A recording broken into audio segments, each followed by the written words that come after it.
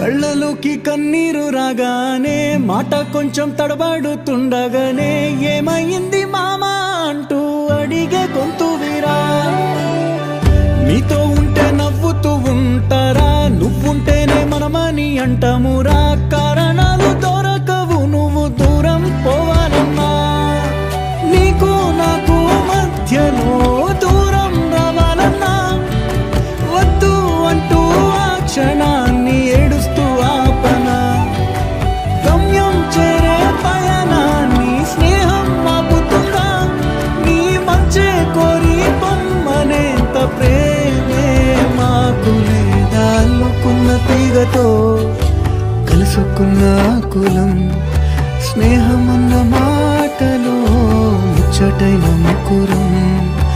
అందమైన జీవితం పంచుకున్నదో